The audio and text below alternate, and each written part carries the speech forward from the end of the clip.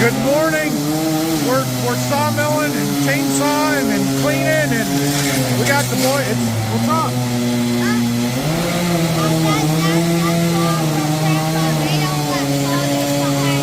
That saw is how we made all the sawdust behind me. Yep, I see it. Good morning.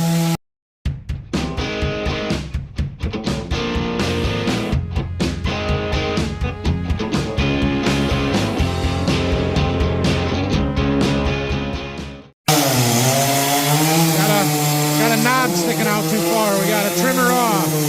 Get it through the sawmill. Cleanup crew here.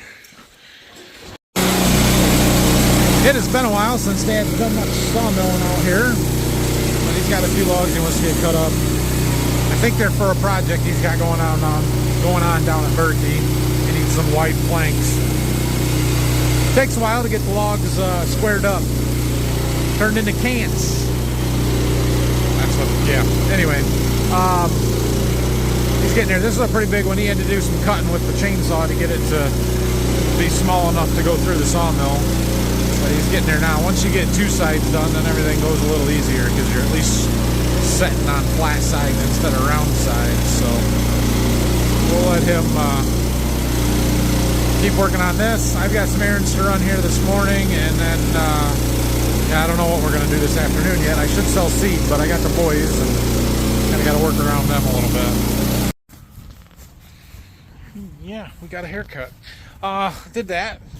Got some lunch, ran some other errands, went and saw a seed customer, got some stuff taken care of, and Dad's got my boys out here. Let's see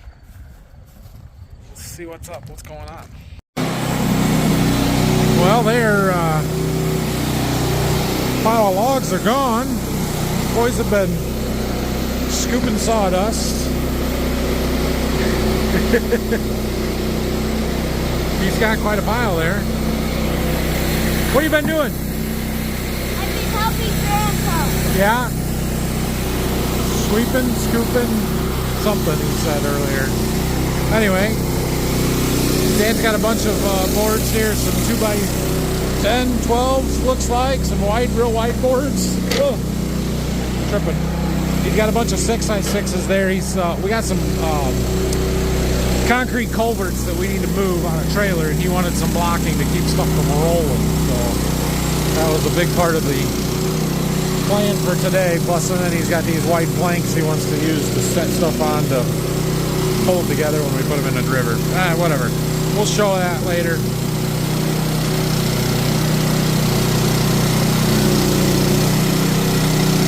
Alright, I need to go find something to do that makes somewhat entertaining video for you guys. So we got this ripper ready to go a while ago, a month or two ago, which I think it's all good, but I do want to get in it and try it and take it out. We're going to just go out in the wheat stubble field. We're not actually going to do much because we need to spray it off and kill it first. But last year when we were using this, we were having some issues with electronics on the ripper, and when I had it hooked up before, it seemed to be working okay, but I just want to test stuff again and actually be able to set it down and try some things, specifically with the leveling discs in the back. So we're gonna go out and do that.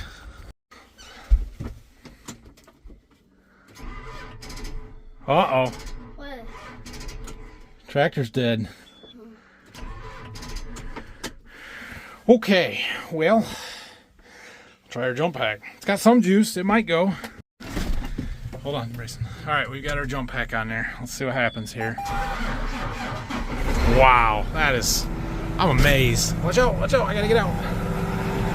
I cannot believe that thing actually works. Now, those batteries were not totally dead. They were trying to turn it over. But the fact that it worked at all on a 13.5 liter diesel engine is pretty impressive. Not gonna lie. Alright, we'll let computer boot up here. Get some air in my seat. What's up? What's the farthest field away from your house? The farthest field away from our house? Probably one of the fields of Berkey. Yeah. We're just going to go back here in the wheat stubble and unfold it and set it in the ground a time or two and make sure it's all working right. Now, we did get some rain last night. We had about 3/10 of an inch of rain, so it may be too muddy to even think about this anyway. We do a little monitor setup to do, and one of the things that's kind of part of that is a TCM calibration. So the GPS receiver up here has a terrain compensation module. Essentially, it knows what the tilt of the tractor is, but you have to calibrate that every time you move it from one implement or one tractor to another, and it apparently has not been done since putting it on this tractor because it was yelling at me saying to do a TCM calibration. So we're gonna go ahead and do that. We'll just do it in the grass out here. You want a fairly level spot, which don't have a great level spot, but we can do our best. But essentially we are going to park somewhere like with our axle in line with that piece of tile there or something, about like this. Come to a stop. We're gonna go in here to setup, TCM calibration, hit that button, let it find its center, and then we got to spin the tractor around with the front axle in the same spot. Oh, there goes a cat racing. Did you see the cat? It's in that field cultivator over there. Yeah, we spin it around in the same spot, just facing the other direction, and calibrate it. See it? Cat playing back here in our equipment somewhere. Yeah, that's white and black. It was black and white? Yeah. Yep. It's Oreo. It's Oreo? It is not Oreo. Well, His name is Oreo? Let's see. Okay, something like this. And I think we were about right here. And then we hit the button.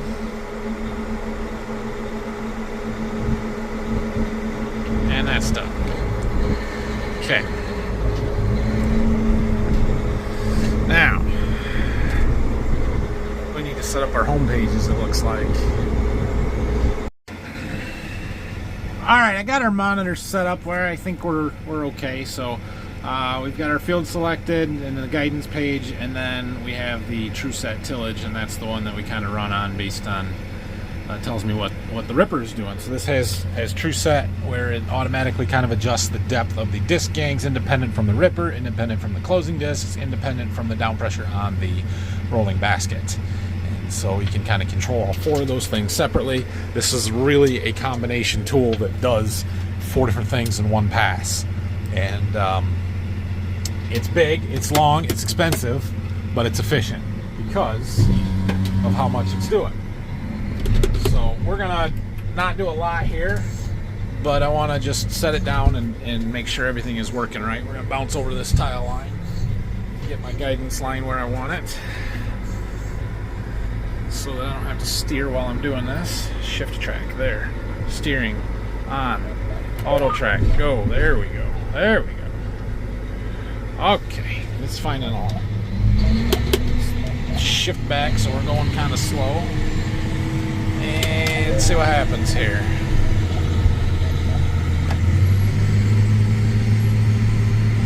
Okay.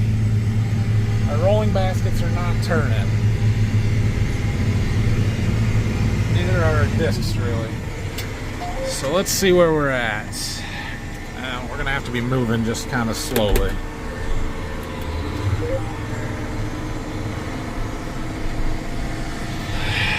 Closing discs. Yeah, our closing discs are not right. Okay, hold on. So none of the calibrations were accurate or done, so we gotta do these calibrations on here. Yeah, it should move itself up and down a little bit. Do some calibrating. Maybe, I don't know. There it goes. We have movement. We had movement. There it goes. So it kind of moves everything independently through its entire range of motion to calibrate the sensors so it knows where everything is at. Yeah, that's good. That's what we need it to do. Okay, well, that was not good. It failed. So I went in here and we had one of these set to manual, which makes me think that we got problems. I don't know. So we're going to try this again. We reset everything, configured it to auto, and now we're going to try and recalibrate and hope that it goes through. We'll see what happens. Well, I have more movement than we did the first time. The closing discs went up and down. That's a good sign.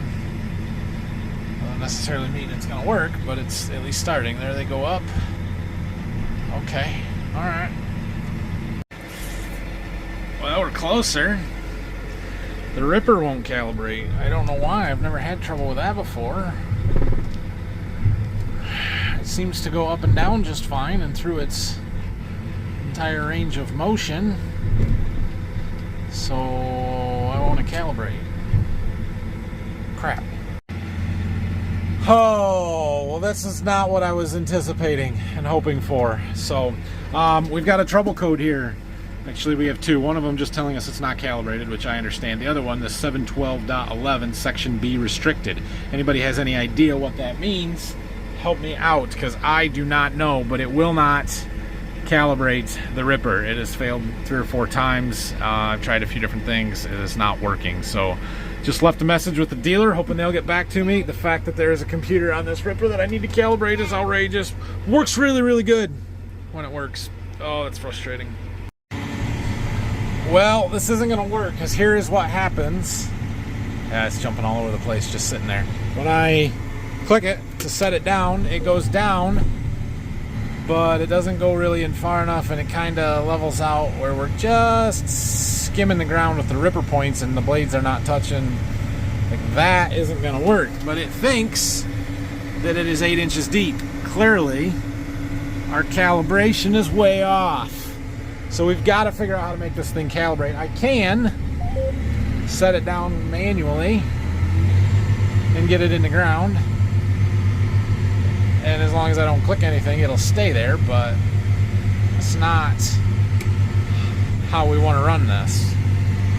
Because now it thinks it's 12 inches deep. That's not even close. So, we got to figure out what's going on and why it won't calibrate.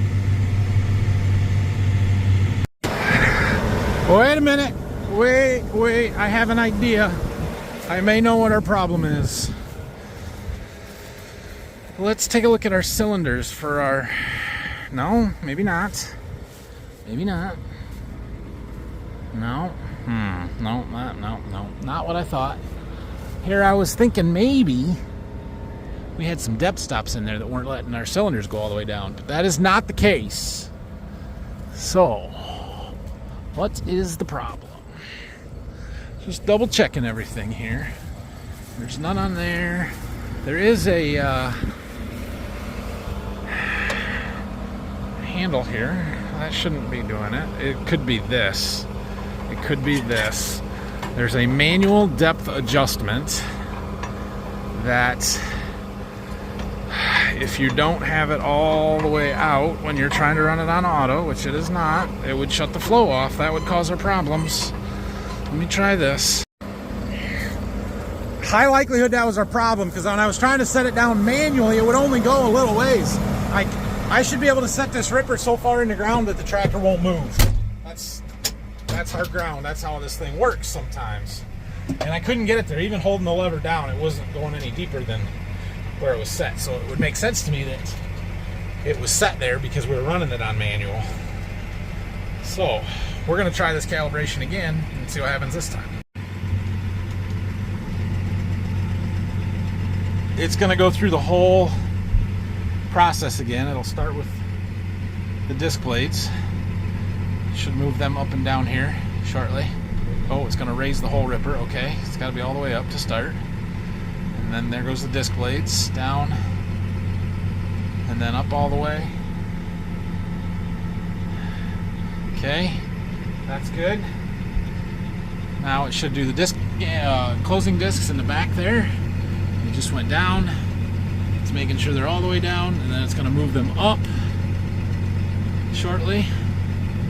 There they go, all the way up. Now it'll probably move them individually one at a time. Let's see that. Let's see. There goes the right side. Now the left. Now the left.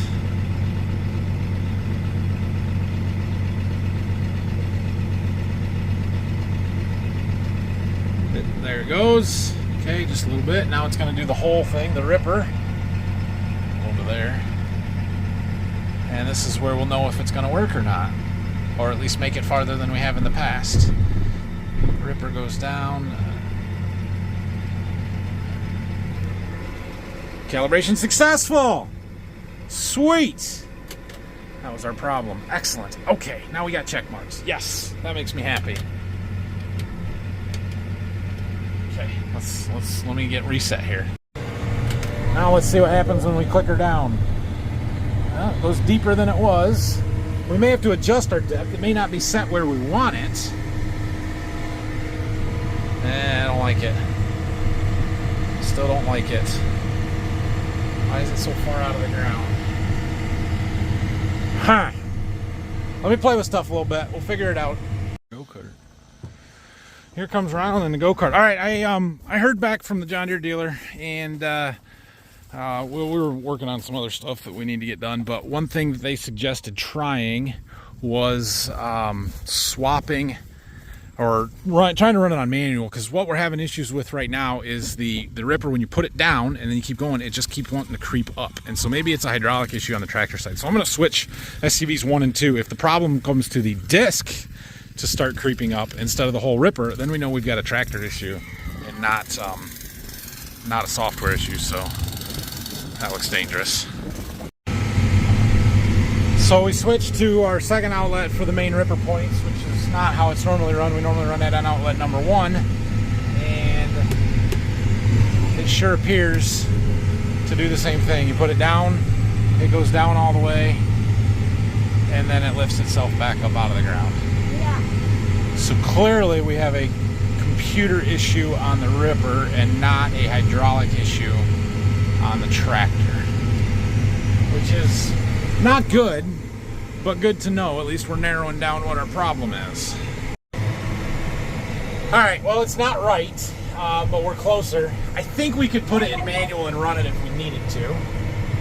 Yeah, see, it's jumping up and down now. Like, I'm not doing anything. It's just supposed to be up, and it's still moving. Something's not right. I believe it to be a computer issue. So they were going to look into a software update, see if there's an update for the ripper itself. See if that's something that we need to look at. Other things we could try a 2630 display instead of this 4240. I don't know why that would matter, but it's possible. Yeah. I don't know. Anyway, it's maybe functional. We'll see what they say about software update. I'll let them know that I tried changing the outlets and that didn't solve it, and we'll go from there. Frustrating. Alright, well, I am ready to go home because it is that time, but at 5 o'clock as I'm sitting in that tractor trying to figure out computers and stuff on the software, I get an email. They're coming tomorrow to pick up these kegs. Thanks for telling me with 1 day's notice. So they finally sent me the email for the shipping labels and stuff, and I've got to get them ready to go and back down to my seed warehouse because that's where they're coming to pick them up. Okay, so I got to do that. Brock got our disc blades all stacked up. Whoop, nice there. I've had a couple people ask me about what size the hole is with arbor on these blades that we took off. I guess the ones that we took off have a square or a round arbor. The ones we put on are round. They're 1 3/4 round. This one's got kind of a roundish square thing there. So anyway, that's what's there. They're likely going to get scrapped, but we'll get to that at some point. That box has got worn out anhydrous applicator parts in it that need scrap too, so we're getting there. Anyway, I'm moving these things down to the seed warehouse. I'm gonna take the Gator because it's faster and easier, and we gotta make 2 trips anyway. Oh, you guys want an orange corn plant update? It's been months since we did this. See if we can find it. It's really annoying with the sun shining through the... Let's see. Gotta be in here somewhere. Oh, right there it is. Rylan says there's no orange on it.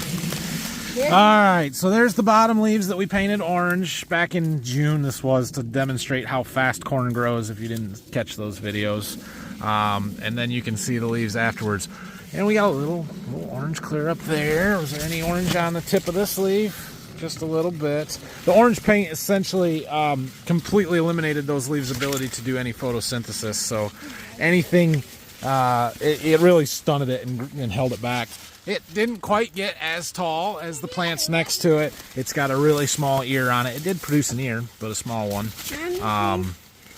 Yeah, that's what happens when you, it's basically simulating total plant defoliation at that stage. You know, yeah, it's gonna hurt. So it was a cool demo because you get to see how fast the corn grows at that point in time, but not something you want to do on a large scale. Dad, look, this one's That one got a little bit of orange on it too, didn't it? Yep. All right, we got to get our shovels out. All right, well,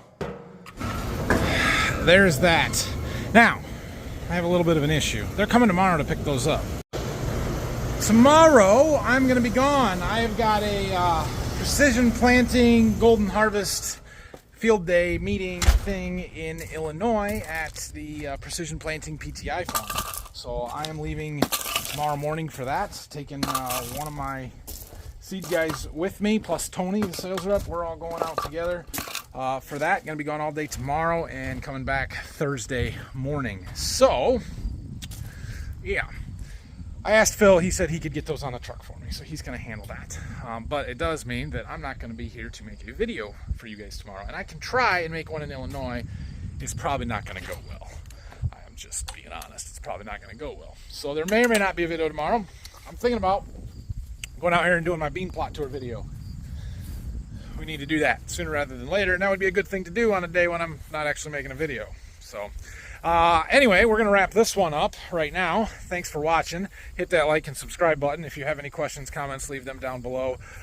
Don't forget to go check out my merchandise at farmfocus.com. You can see stuff on borderviewfarms.com. There's links to all of that there as well.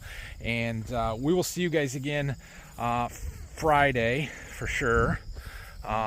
Wait, what's today? Yeah, Friday for sure. I don't even know if I'll be able to make a video on Thursday because I'll only be here for half a day. But Friday, Brock's coming. I've got wheat shipment coming, it sounds like. And we need to go to Berkey and start getting a combine ready for wheat harvest. It means changing the concave out, doing that stuff. So we're probably going to go and do that on Friday. So anyway, have a great day or two or whatever until I see you again. And we'll see you later.